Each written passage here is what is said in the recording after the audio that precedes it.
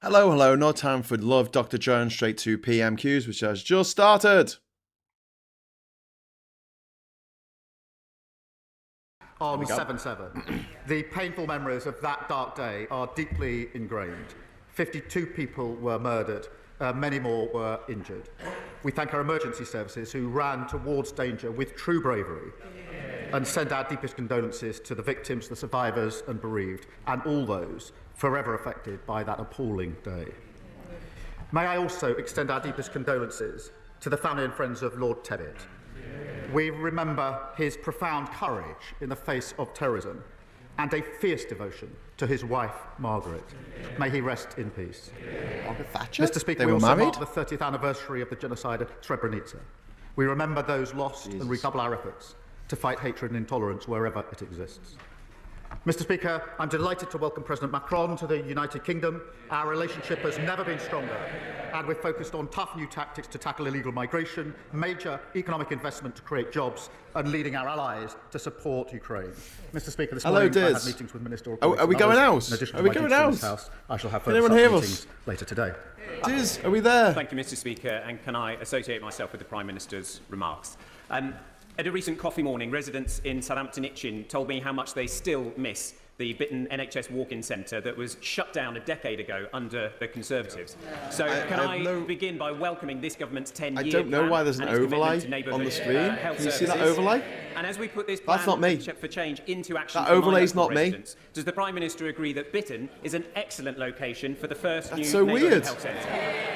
I'm going to look on my phone to see if for making the case for his constituents. And I know the Health Secretary will give every consideration. Mr. Speaker, the 10-year plan will establish neighbourhood health centres in every community and make a massive difference, starting in the places where the need is greatest and life expectancy at its lowest. Mr. Speaker, I'm proud that we promised 2 million extra NHS appointments in the first year of a Labour government, and we've now delivered £4 million. Delivered!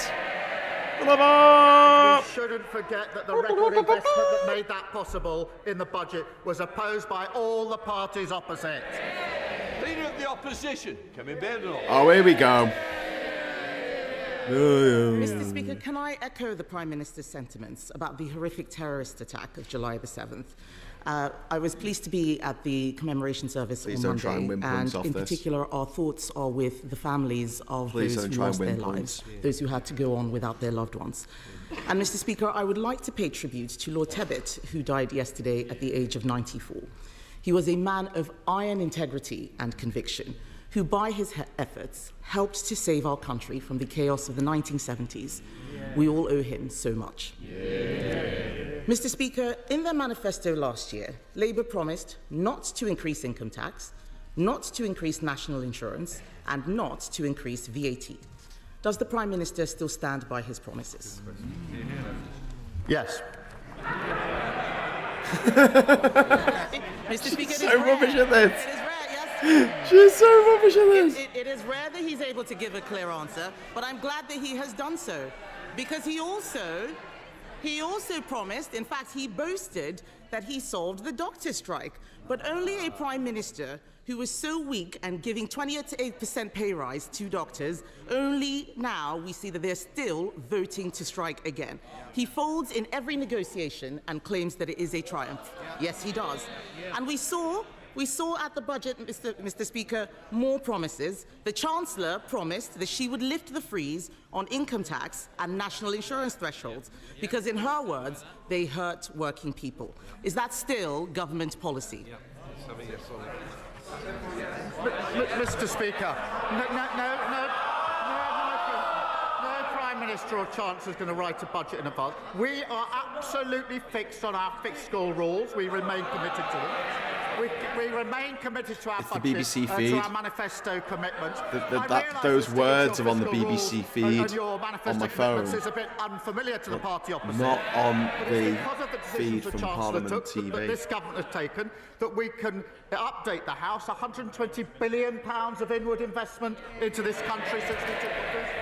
Business confidence and If anyone was wondering why I use the BBC feed rather than the Parliament TV feed, it's because if I don't know the name of a politician who stands up, the BBC usually put the name up of the person who's asked them the question. You don't get that on the Parliament Live, so that's the reason. 9-year high, that's longer than the Leader of Opposition has been in Parliament. Delight this week saying the UK is now the best place to invest, creating 384,000 jobs. What a contrast to the mess that we inherited from the party opposite. Kemi Badenoch.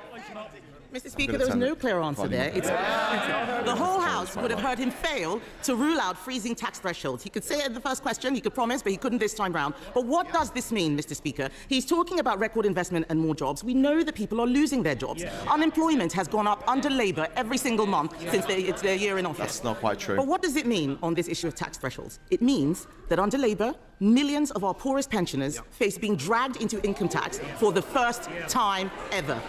Does the Prime Minister think it is right that struggling pensioners should face a retirement tax?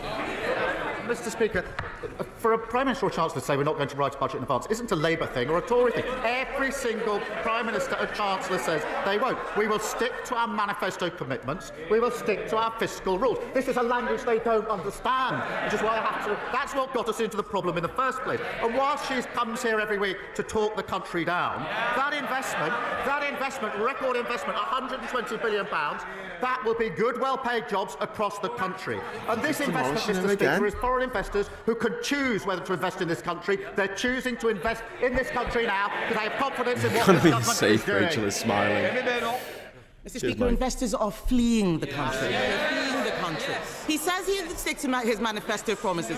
They promised not to put a tax on working people, and then we got the jobs tax. And all we have seen is jobs disappearing. Before the election, the Prime Minister promised, and I quote, "not a penny more on your council tax."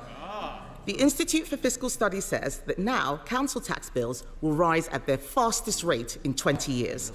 Will the Prime Minister admit that under him council tax is set to soar? Minister. No, of course it's not. It soared under the last government. But, Mr. Speaker, here she goes again, back on familiar territory. She comes here complaining about the national insurance rise every year, every week. She comes here complaining about it. And then when she's asked the question, well, would you have the courage then to reverse it? What's the answer? What's the answer? No! And I'll tell you for why. Because she's too embarrassed to say she doesn't want the investment we put in. That investment went to the NHS. They want the investment, they can't say how they're going to pay for it. That is what got us into the problem. He's absolutely demolishing her again. How is she so... Mr. Speaker, he still doesn't understand, so I'm going to make it very simple for him. This is a mess of his own making. He shouldn't be asking how we would clean it up. The fact is, there is national insurance through the jobs tax, and that's why they have to put up council tax. The truth is, his catastrophic budget has created... Can I just reiterate that this rise in national insurance was declared last autumn? Last autumn, okay? We're now in summer. It's a domino effect which he cannot now control. We on this side of the House know that you cannot tax your way to growth. But now he's flirting. Can't cut taxes to growth, he's flirting. They're all muttering. I remember that budget. They were laughing and cheering. They had no idea the mess that they were creating. What? Are you talking about your side, or who are you talking about? They should go and explain to their constituents about why unemployment is going up. But, Mr. Speaker, what is more worrying is that now he's flirting with Neil Kinnock's demand for a wealth tax. Let's be honest about what that means. There is black ghost text on the video, Joanna. Joanna. This is a tax on all of our constituent savings, on their houses, on their pensions. It would be a tax on aspiration. Will the Prime Minister rule this out? They got my text message saying that there's text on the screen. Mr. Speaker says we shouldn't be asking them for advice on the economy. She's absolutely right about that. We will not be asking for their advice. What we did in the budget was stabilise the economy through the measures taken by the Chancellor. And what has that led to? 4 interest rate cuts. For mortgage holders, that's hugely important. Compare and contrast. Starmer is actually getting better. As she gets worse. The fastest growth in the G7 in the first quarter of this year. Wages up more in the first 10 months of a Labour government than the 10 years under the Tories. So, no, we don't need lessons from them. Oh, not taking lessons. Mr. Speaker, he says he stabilised the economy. Has he spoken to any farmers recently? Yes. It is time for him to take responsibility for the mess he is making. He has been in office for a year, and all we see is him congratulating himself on what a fantastic job that he has done. Nobody out there believes it. No, not even them. Not even them. What a weak chair. Mr. Speaker, he's congratulating himself. We can compare records. He talks about the fastest growing economy. We left him the fastest growing economy of the G7. We cut the deficit in every year until the pandemic. We got inflation down to 2%. On his watch, taxes are up. Unemployment is up. Inflation is up. And this weak Prime Minister has been forced into a series of chaotic U-turns. Yesterday, Mr. Speaker, the OBR said that our economy is being eroded under Labour. Doctor strikes, tax bombshells, the wealthy leaving in droves. Isn't the truth that under him he is dragging us back to the 1970s? What a shit question. Do you know what? I'll give her a due, right? The build-up to that question was really good. She laid out all the things that Starmer and Labour have fucked up over the last year. Brilliant. And then she asked them a stupid fucking question like, why are you taking us back to the 70s? That is like a shit question. We'll see in a few moments' time when the leader of the Lib Dems, Ed Davey, stand up and ask a sensible question to which they'll get a sensible answer. That was a shit responsibility. question. We're responsible for 4 million extra appointments in the NHS. You're just giving an excuse to brag. A 10-year plan on the future of the NHS off the... This is the problem. She's basically saying to him, would you like to brag about your achievements? And he's like, all right. I can't quite. It's fine. It's fine. I don't want a competent leader in charge of the Tory party at the moment, or ever. So yeah, Paula, thank you very much for the £2 super chat. Interest rate equals privatised tax. Yep, you're absolutely right. I'm going to just... We're also responsible for free school meals being rolled out in a way which has never been done by anyone. Breakfast clubs being rolled out, family hubs being rolled out, transport across the country, and migration coming down. We take responsibility and we're proud of that. Lloyd Hatton. Thank you, Mr. Speaker.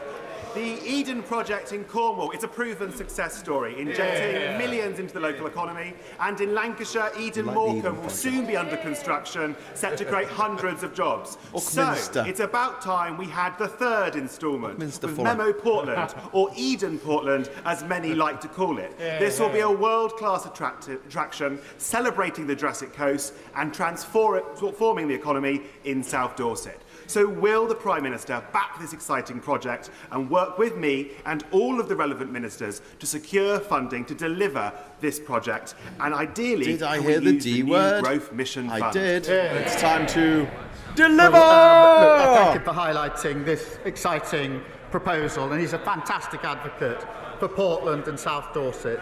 The Eden Portland is a hugely exciting project. I can't confirm funding allocations yet, Mr. Speaker, but our £240 million Growth Mission Fund should support transformative projects that give local leaders real investment to deliver real change. And I know he makes a compelling case in relation to the fund that's been set out.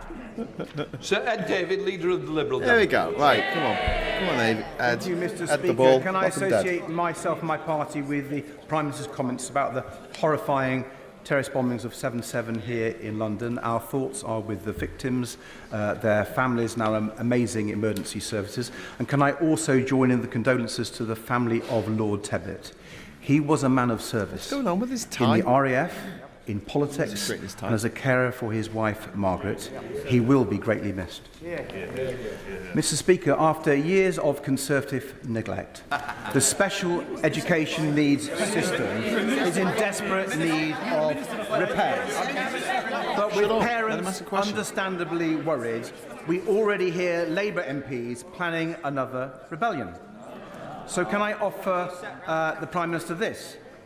If he genuinely wants to fix the problem and not strip away the rights of children and parents in some cost-cutting exercise, then we have 72 votes to help.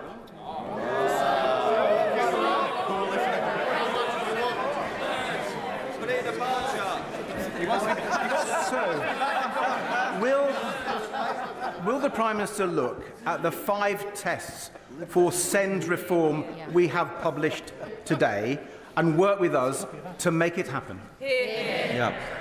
Good question. Well, Mr. Speaker, it's telling that when he raises the question of the broken send system, they laugh at the back of the Tory boxes.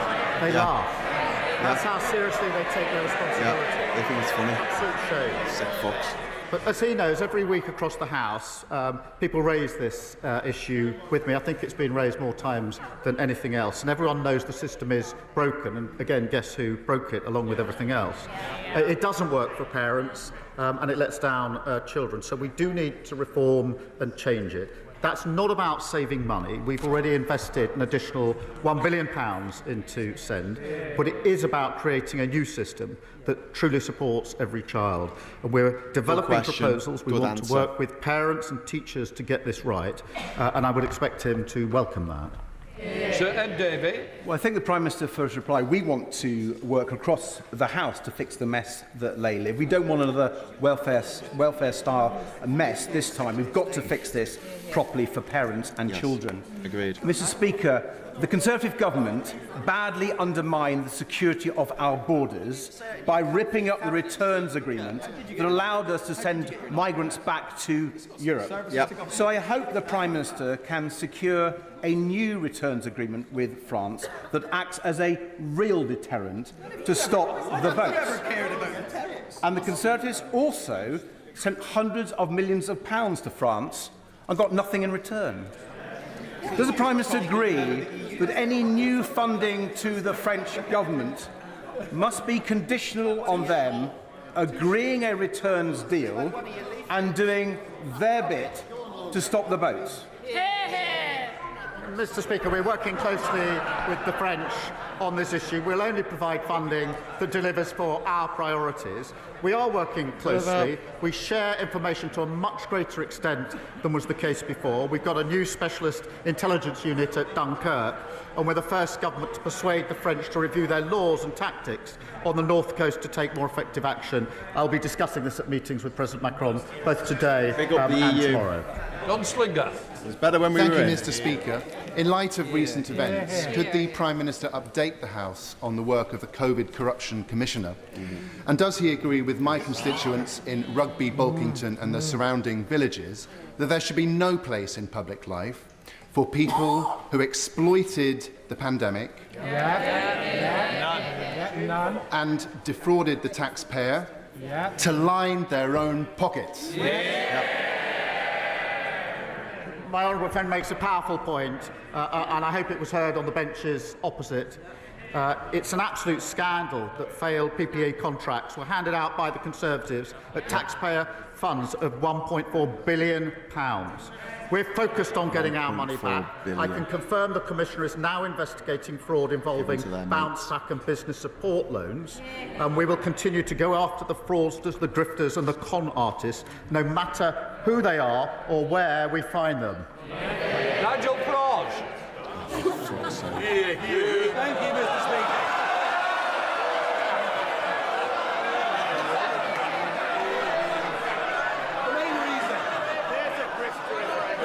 There's the grifter. There's the grifter. Some of you want to get in a little later. If this takes forever, you won't get in. Nigel Farage. Thank you. The main reason this country wisely voted for Brexit back in 2016, and that included millions of Labour supporters, is because we want to take back control of our borders so that we and we alone could decide who comes and settles in our country. Does the Prime Minister understand that that demand today is even greater than it was back in 2016, and that we demand, the country demands, that you say to the French President, will you shut up? You shut up. You say to the French President, we will not accept undocumented males across the English Channel, and that you are not dictated to by an increasingly arrogant, anti-Brexit French President. Mr. Speaker, We are fixing the mess that we inherited. We are working with other countries to ensure that we take the measures necessary to stop people crossing the channel. They are serious answers to serious problems. His proposal for 10 years, wagging the Tory dog, has been to break everything and claim that's how you fix things, to stick two fingers up at your neighbours and then expect them to work with us. And he votes against the Borders Bill, which gives more powers to our law enforcement to deal with security at our borders. And, Mr. Speaker, the reason for that is he has no interest in fixing the problem because he wants to milk it and exploit it. That's the truth about him and his party. Thank you, Mr. Speaker. From homelessness to child poverty, so many of the challenges that I see people facing in Exeter can be traced back to early years. So can I welcome how this government is rebuilding on the legacy of Sure Start, so cruelly dismantled by the party opposite? And can the Prime Minister set out what difference this will make to family services in Exeter? Well, I'm grateful to him, and I've discussed it with him before. He's a brilliant champion for Exeter. Mr. Speaker, every child should have support to realise their potential. And the party opposite tore up Sure Start and took it out of our communities, an act, in my view, of vandalism that abandoned families and deepened inequalities.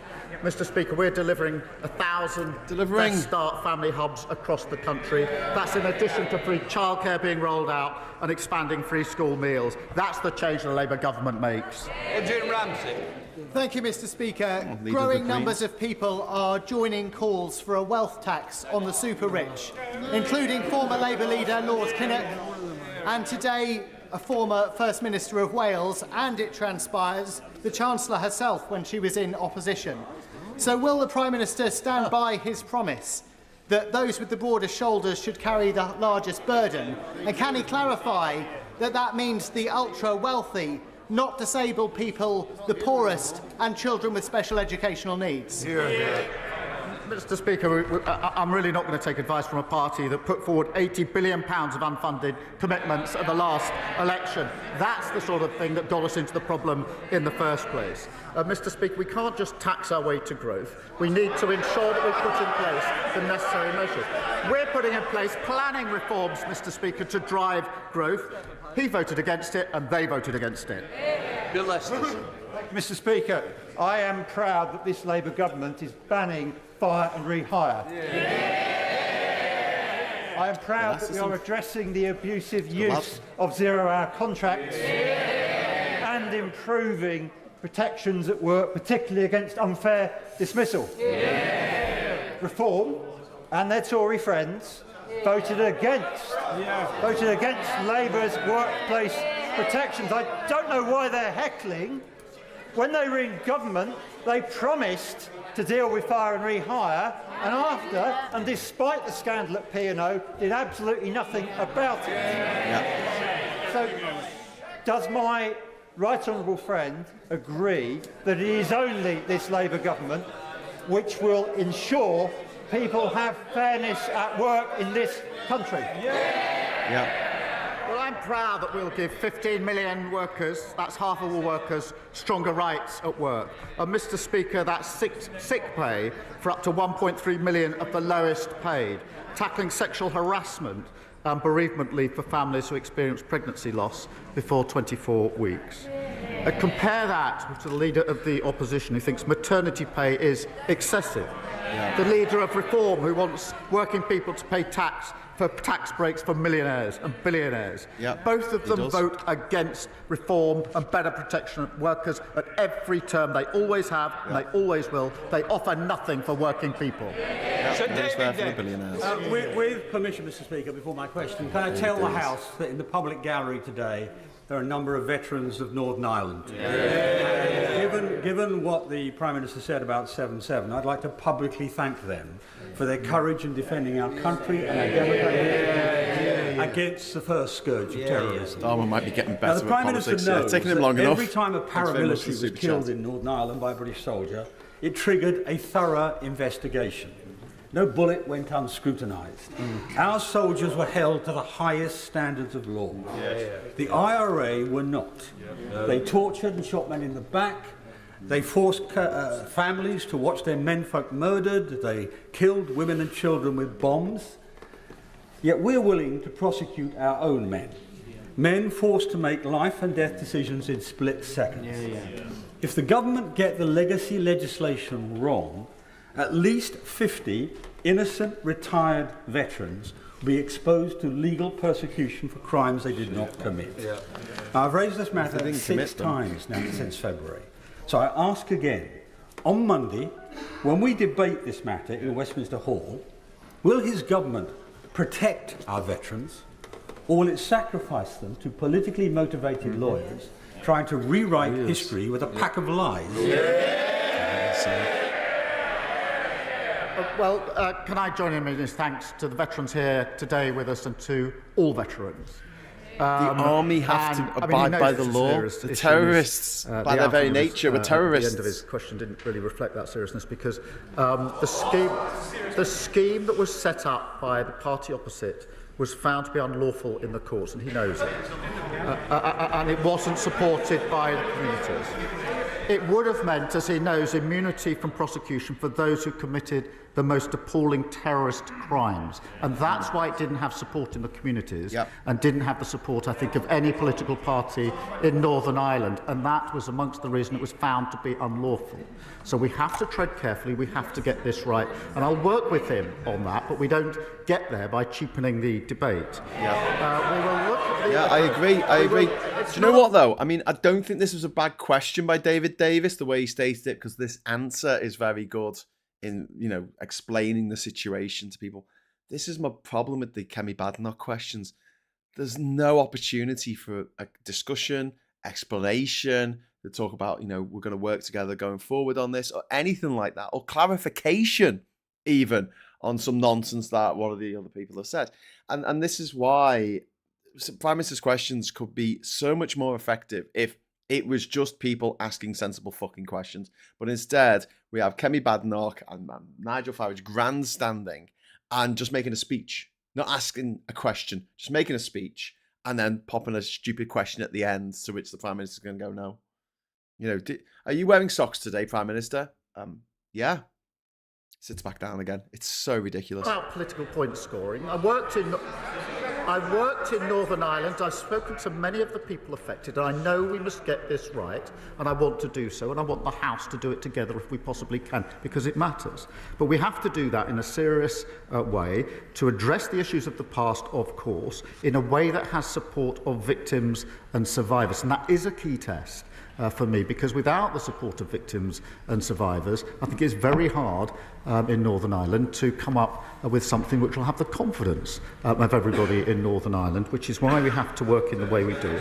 In advance of the new legislation, the Secretary of State for Northern Ireland continues to engage with veterans and their communities to ensure that legacy mechanisms are fair, that they're lawful and they're proportionate. And I'll continue to work with him and others in the House, because the most important thing is not scoring points but getting it right. Thank you, Mr. Speaker. Last week I published a report which revealed the terrible legacy left by the party opposite on the NHS locally. Kids in Basingstoke waiting 210 days following a referral for access to mental health services, 3 times the national average. So I welcome the publication of the 10-year plan last week, led by the Prime Minister, to be delivered by a Labour Health Secretary, made possible by a Labour Chancellor. But can I ask the Prime Minister what more the government is able to do to close that gap in mental health services locally and ensure that every kid in Basingstoke has access to the very best mental health services? Well, I thank him for that. The party opposite failed to give children the support that they need. The 10-year plan that we've put forward will rewire our NHS and transform mental health services.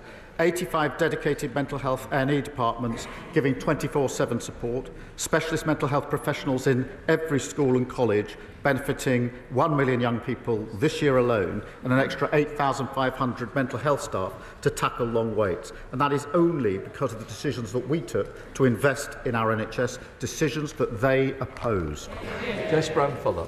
Thank you, Mr. Speaker. I'm going to add to the many calls that this Prime Minister has already heard about the broken SEND system.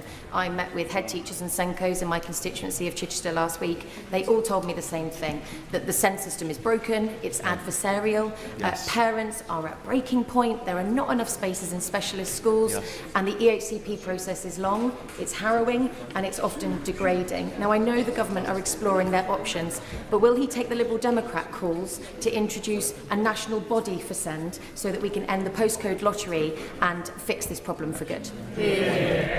Well, I thank her for raising this issue, and I know it's of concern to her and to many people across the House. The system we've got is broken. It's not serving anyone well. We've got to reform it. And I set out in an earlier answer the steps that we are taking. We will share those with the House, and I hope that we can get the greatest support possible for the reform that I think everybody here knows has to happen. That's from Fuchs. Thank you, Mr. Speaker. I'm delighted at the spending review commitment of £445 million for Welsh Rail. A new station at Migrant will take cars off the congested M4, offer greener journeys and open doors for local residents without a vehicle to get jobs. And it's great value for money due to the track and infrastructure that's already in place there.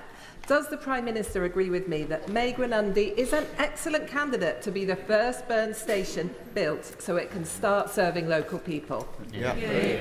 Well, it's so good to see strong Labour MPs standing up for Wales and her constituency. She makes her case. I can't confirm the plans yet, but we will consider recommendations from the Burns Commission, which includes a proposal for a new station in her constituency. I'm delighted Mr. Speaker, just this week we set out a major road and rail schemes across the country, the A66, Newark Bypass, Midlands Rail Hub, creating tens of thousands of jobs, new homes and better journeys for millions of travellers. Thank you, Mr. Speaker. In the past few weeks, I've spoken to 5 people from my rural constituency of North Devon who have been forced to remove their own teeth with pliers or with amateur surgical kits bought online because they are unable to find an NHS dentist. What would the Prime Minister say to those people, Mr. Speaker?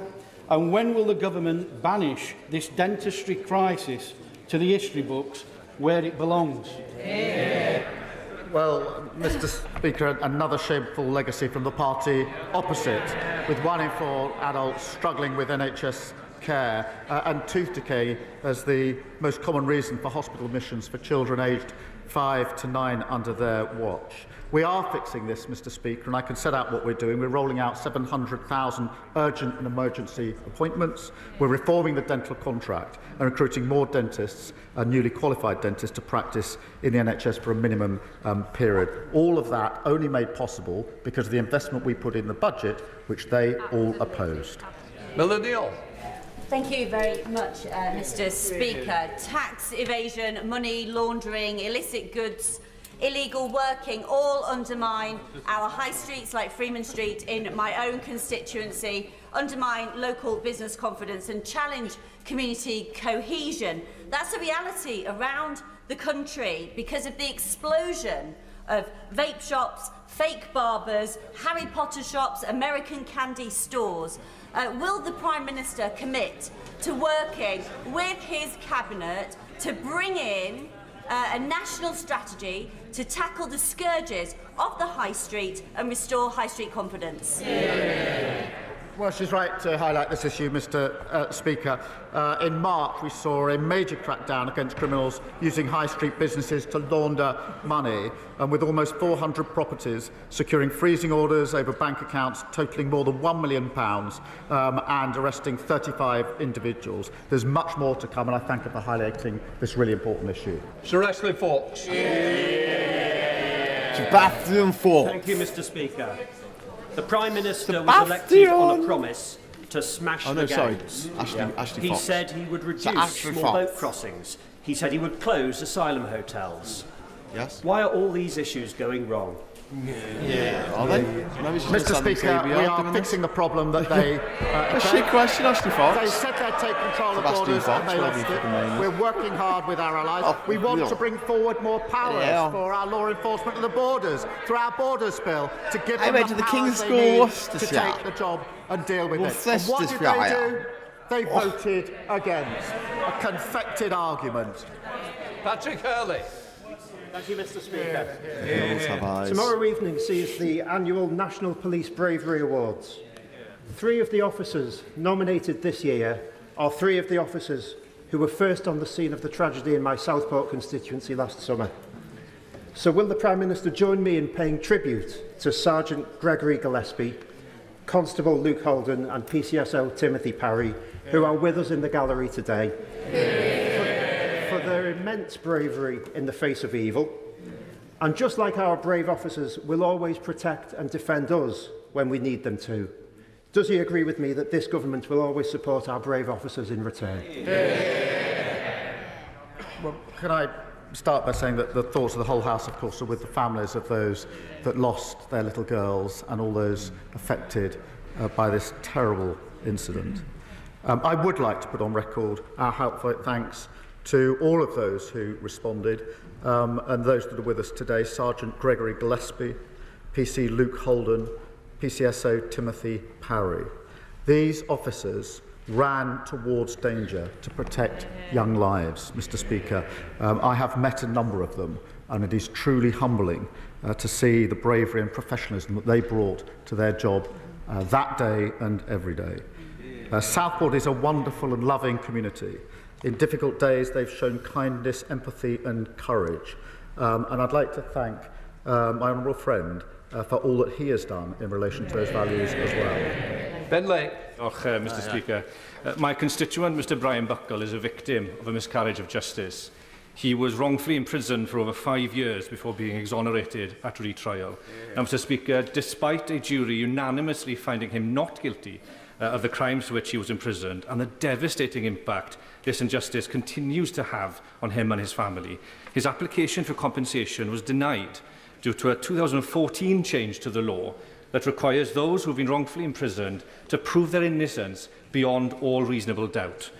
This is an almost impossible hurdle to overcome. And so would the Prime Minister consider meeting with Mr Buckle to discuss his case and lend his support to appeals campaign for fair compensation for those who have been victims of a miscarriage of justice? Question. Well, can I thank you for raising this particular case, which saw a grave miscarriage of justice. In relation to the statutory test for compensation, this has been raised in the House before, and I've undertaken to have a look at it.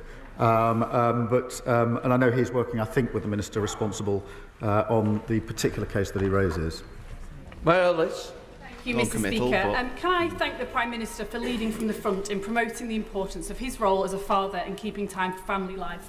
I'm delighted that this government in the past week has launched a review into parental leave, and we've started to rebuild the legacy of Sure Start by launching our Best Start family hubs, both things that will make a huge difference to my constituents in Ribble Valley. Can you commit to this parental leave review, creating some truly ambitious outcomes so that we can make the UK not only a world-leading place to live and do business, but also the best place in the world to live a rewarding family life? Well, I think the first full review of parental leave and pay is a landmark moment. The current system is simply out of date and too complicated. 1 in 3 dads don't take paternity leave, often because they can't afford to do so. Mr. Speaker, that's a great loss to them and their children. I want parents to be able to give their child the best care and make the system work better for employers. Final question, Cameron Thomas. Thank you, Mr. Speaker. Following a week of internal conflict, the Prime Minister should be well prepared if he wants to join me this weekend at the Tewkesbury Medieval Festival, which includes Europe's largest reenactment. Or perhaps next weekend he'll don his leather jacket and turn it up to 11 at the Tewkesbury Live Music Festival, hosted by hospitality venues across the town. Regardless, will he join me in thanking the volunteers and those hospitality venues that make Tewkesbury the unsung nucleus of Gloucestershire's culture? Thank you. That was fucking random, wasn't it? Mr. Speaker, what an invitation. I'm grateful for the invite to join the Medieval Festival. But if I wanted to see a load of people stuck in the past and fighting each other, I'd probably go to the next meeting of the Shadow Cabinet. Hey! Bum, bum, bum, bum, bum. That completes Prime Minister's questions. End it on a joke. End it on a joke. Okay, so there we go. Everyone filters out now. Sounds good, lol. I don't know if he knew that he was going to get that question. I know that some of the questions are submitted in advance, so they actually know what they're going to get. They were going to get a question. They know what to set up, but if that was off the cuff, that was very good. I think that Starmer is getting better at this. I didn't think he was particularly good as when he was in opposition. I think it took a long time for him to find his feet in the first few PMQs. If you recall, he kept on accusing Rishi Sunak of being the Prime Minister when he wasn't, because Keir Starmer was the Prime Minister, and calling the Tory lot the government. He kept doing that, didn't he, at the start? He's got a lot better. But Kemi Badenoch, I mean, I don't want to talk over it too much. That's why I've been stopping the video, just to say she's so bad at it. It's like almost comedy. You've got these backbenchers standing up, making more erudite points and actually getting a proper answer from the Prime Minister than all 6 questions of Kemi Badenoch's bluster put together. And like I said, when I stopped at that time and said that was a good lead up to the question, but then the question was just absolutely fluffed at the end. It's just a daft question. Why are you taking us back to the 70s? Because I'm not. I mean, and then we have Ed Davey stand up and he makes a really good point. He says, look, we're having problems with SEND, special educational needs, and we are we need to do better at it. It gives some concrete examples of where it's been going wrong, and he gets an offer from the Prime Minister to work with the leader of the Lib Dems to get a better SEND provisions in place. And that seems to me like that's what you want from Parliament. That's what I want from Parliament. I want them to work together for the best outcome for everyone. And don't forget, it's easy to go, Labour in power. It shouldn't be a Labour dictatorship. It shouldn't be a Starmer dictatorship. It shouldn't be a cabinet dictatorship. It shouldn't be a government dictatorship. It should be parliamentary. Parliament is sovereignty. And there are backbenchers in Labour who get their view across through select committees and through having these discussions and being called in, having these meetings with ministers. And there's no reason why members, backbenchers, on the other side can't do the same thing, and they do. They turn up to select committees and things like that. I just think that the way that the Tories go about it is just it's not helping. It's not helping the country, but they're not interested in that. They've never been interested in that. But here's the thing, I don't think it's helping them. It's not making them look particularly competent. And I think that a lot of us, not the people who have fallen in love with the populist gobshites like Trump and Farage and Bozo and all that lot, but I'm talking about the rest of us. We just want some competence. We just want some fucking competence. And that's why it's painful when you see Labour flailing around going, oh shit, we're going to do this thing, and then it turns out to be incredibly unpopular, and so they have to backpedal. I could have told them it was going to be unpopular. We can identify the stuff that Labour are doing that is just tremendously unpopular. What have we got left, right? What have we got left, right? Right, what have we got right, left?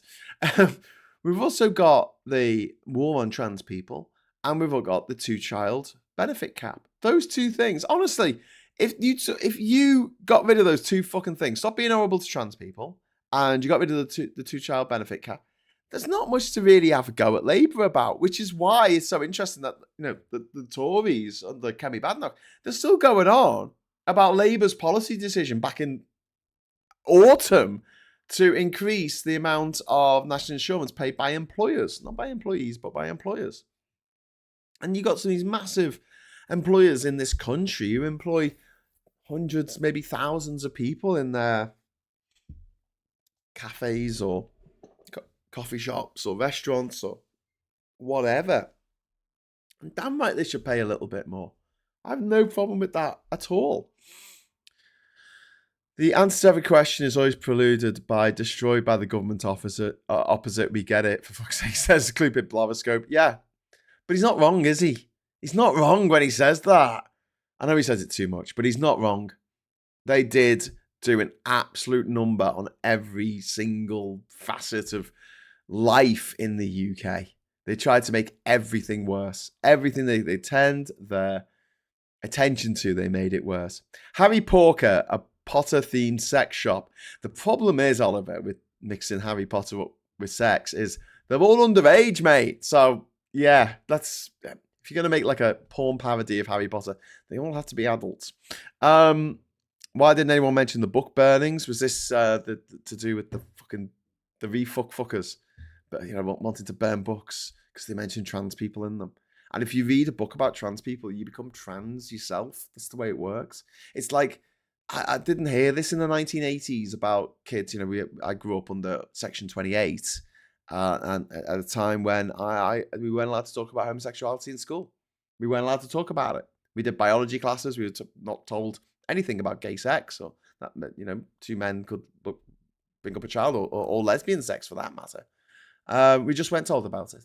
It was all heterosexual, and if you had feelings, if you started to find yourself attracted to men, or attracted to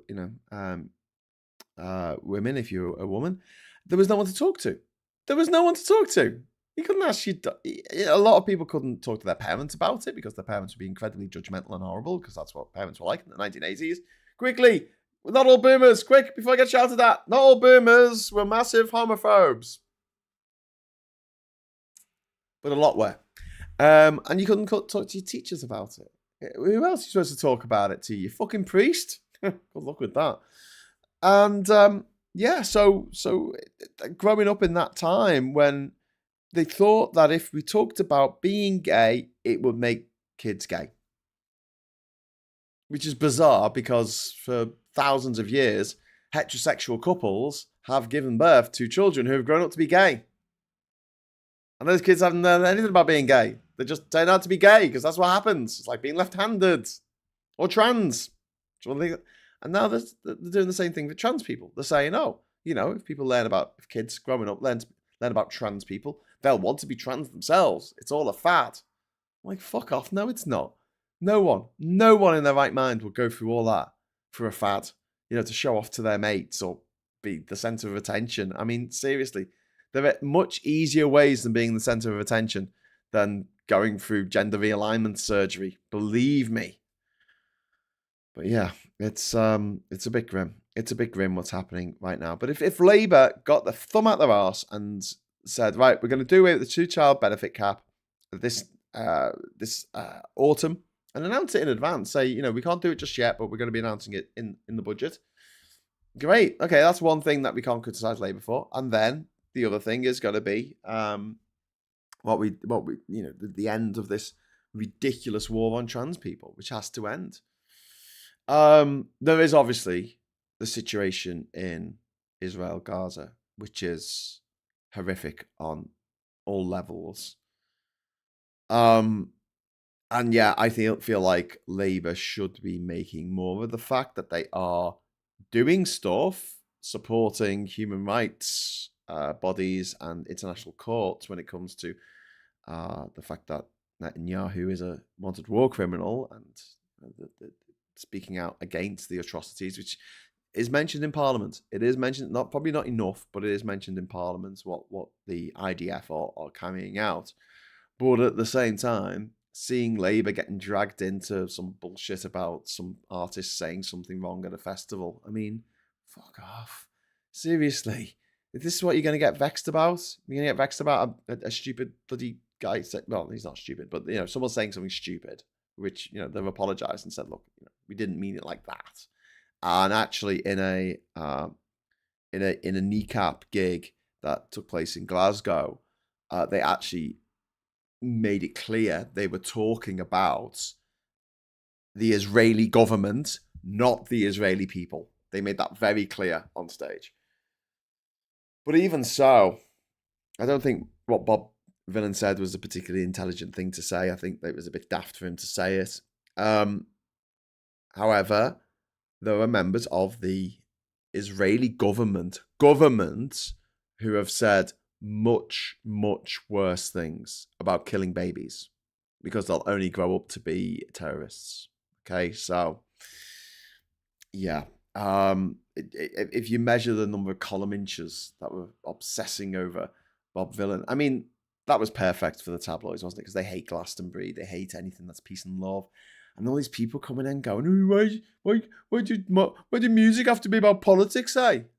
When was music not about politics?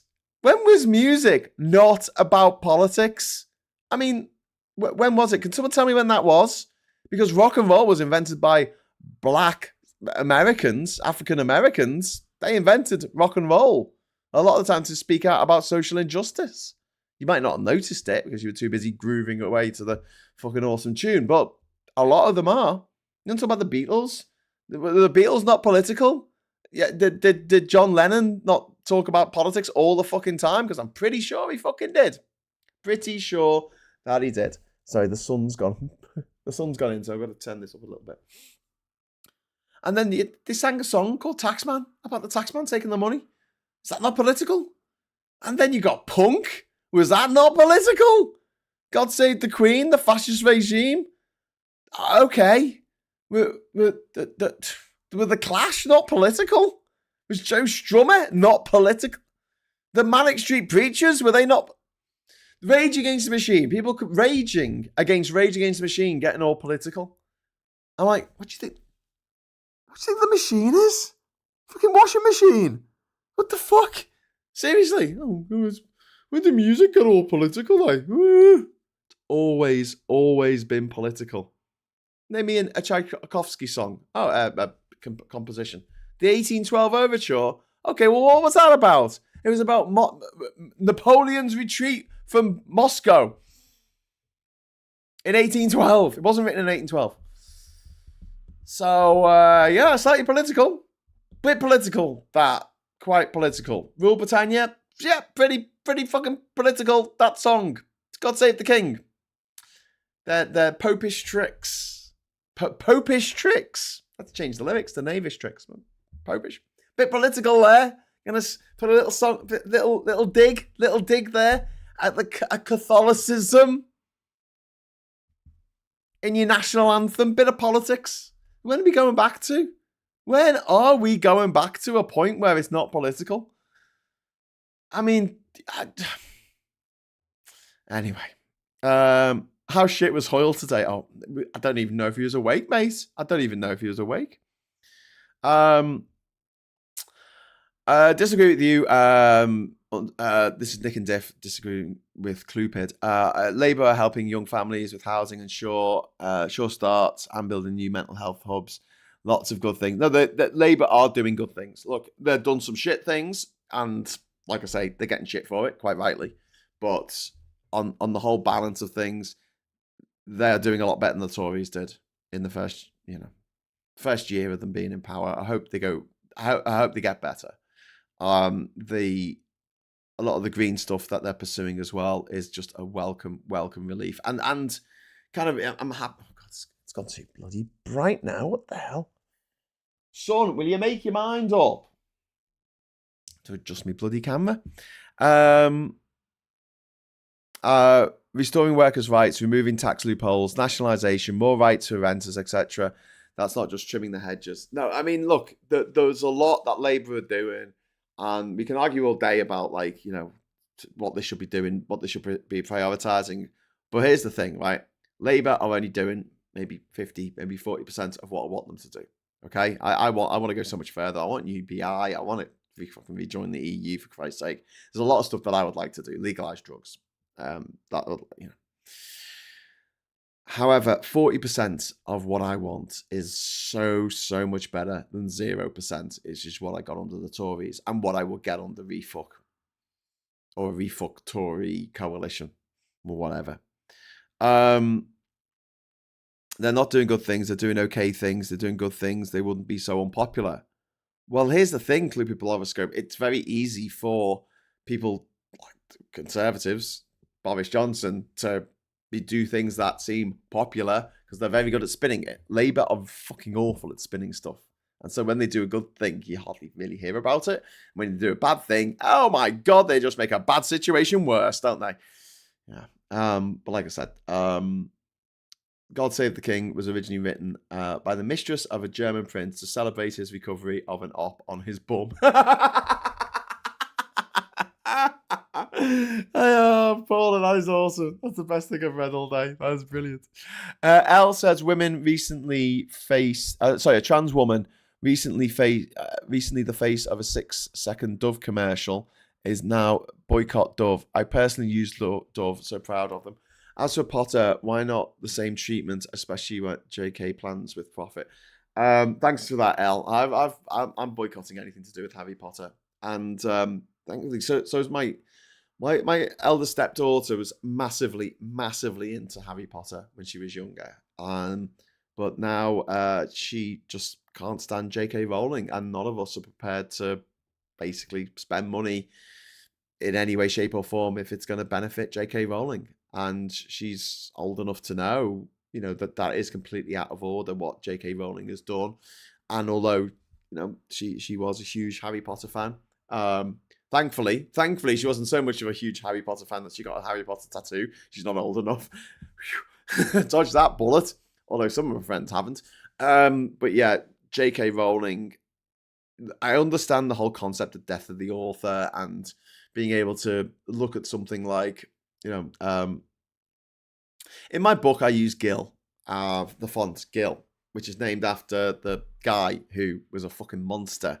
But he made a rather nice looking font that was kind of a little bit like Johnson Sands, the London Underground font, but a little bit more utilitarian.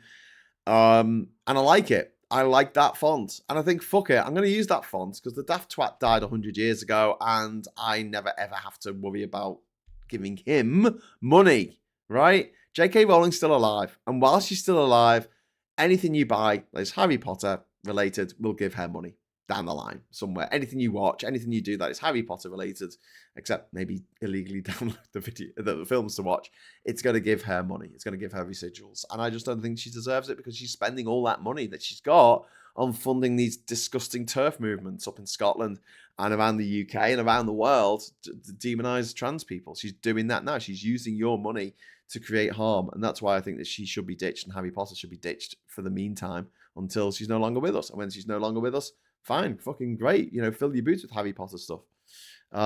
She's a very bitter woman, Rowling. I know, Oliver. And isn't that sad? Isn't that sad? Because, we all know that money doesn't bring happiness. We only need to look at someone like Robin Williams to understand that, get our heads around that concept that money does not bring happiness. But here's the thing, right? She's brought delight to millions of children all over the world. Real delight, real positivity to children all over the world. And then she's pissed all over that. She's destroyed it herself. I said in that video I did a few weeks ago where I said if she died 15 years ago, there would have been a national fucking day of mourning. She would have got a state funeral. Now, people will be celebrating. People will be dancing in the fucking street. I guarantee it. I guarantee it. People will be online going, fuck yeah. Ding dong, the witch is dead. We'll go to #1 again. I fucking guarantee it. And she's brought that on herself. And even if the money hadn't been a thing, just the idea of bringing that much joy to that many people, for her to become so bitter in her old age is just beyond. Disappointment isn't a valid word. There's probably a German word for this because I don't think there's any word in English for that feeling of just oh my God. So occasionally, it doesn't happen very often these days, but occasionally I'll get an email of someone who will tell me that I inspired them to go traveling. I've had messages from people who have said I changed their entire life by going out and traveling the world on a shoestring and gave them confidence to realize that they could do it themselves. And as a result of that, they've met their partner for life.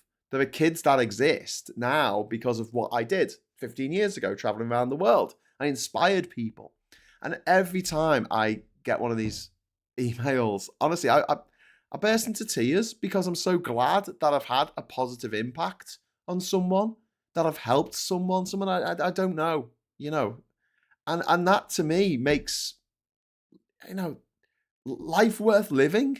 Just helping people, you know, to planting the tree to, you know, in the shade of which you will never sit. You know, I just can't understand how, after getting these messages of love and support and gratitude from thousands and thousands of kids, people all over the world for years, J.K. Rowling just sucked all that in and then just spat out all this bile in return. I just don't. Something has gone seriously, seriously wrong with her mental state. And had this been 100 years earlier, I'm pretty sure that she would have been one of them for the sanitarium. One of those rich people. Because the thing is, if you were poor and you weren't all with it, it didn't really matter so much. It was the rich people who went into these places, generally speaking. Like the Queen's cousins. Yeah. That's a legacy to be proud of, Graham. We need more gongs for people who do good, not fat bank balances. Yeah, Nick and Diff, I agree. I agree with that. I mean, you try, don't you? Just whatever you can do at sort of like this level. But yeah, the bitterness of J.K. Rowling is it's really heartbreaking. You know, it's like I'm not saying it's on a par with what happened with Robin Williams, but it's that same sort of feeling of like, we thought that you were one thing, you know, we thought Robin Williams was happy, and he clearly wasn't. And yet this man who brought joy to so many people over the course of his amazing career, Mork and Mindy, all the way to Good Will Hunting, and then on to, you know, the later films that he did. He was brilliant. He was just absolutely brilliant. Obviously, playing Genie in the Aladdin movie as well, which changed animation, changed the whole way we do animation. I mean, nowadays, when you do an animated film, you got to have a famous person doing the voice of the animated characters. You know, back in the 80s, that wasn't the case. Look at who did the voice for like the Little Mermaid, or for, you know, the kids in the Black Cauldron. It's nobody. It's like some voiceover actor. Whereas after he did that, it was like, right, we need celebs. We need, you know, Michael Myers to do Shrek. We need, you know, Mel Gibson to do the voice for the rooster in Chicken Run and all that kind of stuff. So it's like when you see someone from afar and you don't know them, and you would just assume that they have a particular mindset or a particular way, and then it turns out that that's not the case, and it's heartbreaking. It's heartbreaking when someone who you love, like Robin Williams, goes out the way he went out. Then, you know, it's also heartbreaking when you see someone that you respected, someone that you thought did a lot of good for society.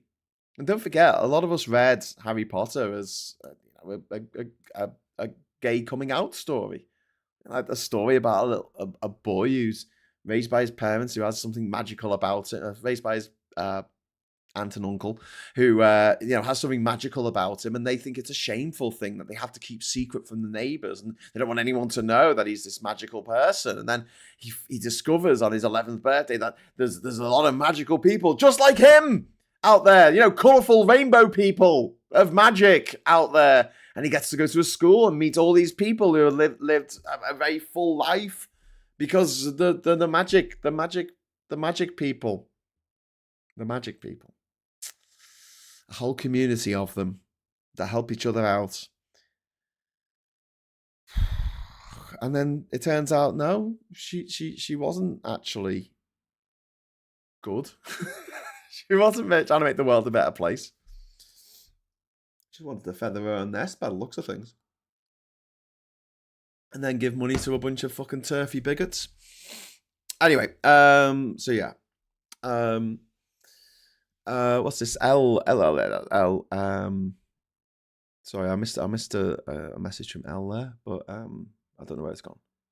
But at the bottom, the adverts for washing powder, always keep away from children. Every time I say, always do, tell that to the TERFs. Yeah.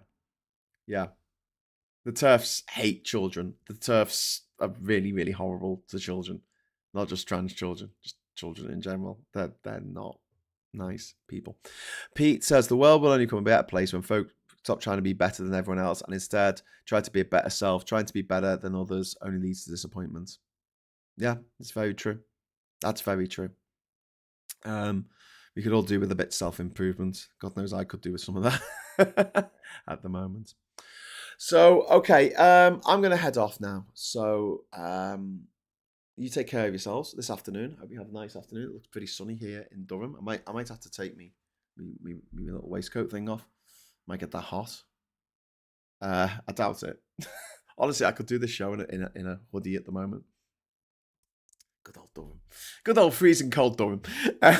But I'll be back at 6 o'clock with Rachel, and we're going to be jumping down the rabbit hole. We had a little bit of a chat before the show, and we've decided we're going to talk about video games because we talked about movies a lot over the last few weeks on the rabbit hole. So we're going to go for video games. So we're going to go retro versus modern games. Okay, so bring your anecdotes, bring your favorite games. Let's get into it. I'm going to be waxing lyrical about the Commodore Amiga and the games that I played on that, which I think are just absolutely fucking magical. And Rach is going to be talking about FPSs, first person shooters, and her love of them. So we'll be chatting about that later on, 6 o'clock. Anything but politics here on Politics Social, ironically enough. But in the meantime, thank you so much for joining us here at PMQs with Keir Hughes. And I hope we had a nice little discussion there. And if we're going to give a quick review of the PMQs before I go, I'll just say, yeah, Starmer is getting a little bit better. And Kemi Badenoch is not getting any better. Not getting any better at all, let me tell you. Give a like on the way out if you would be so kind. That would be really, really awesome of you to do that. Sorry, my mouse fell asleep. Give a like. And until next time, thanks for the chat. Thanks for the super chat. Thanks for the interesting discussion. Video games, retro versus new, like since 2020. Okay, so it's going to be pre-1995 versus post-2020 and see how we get on. It's all going to be a bit ad hoc, but it should be a bit of fun for everyone. So until then, thank you so much for watching. Hello, good evening, welcome, and goodbye.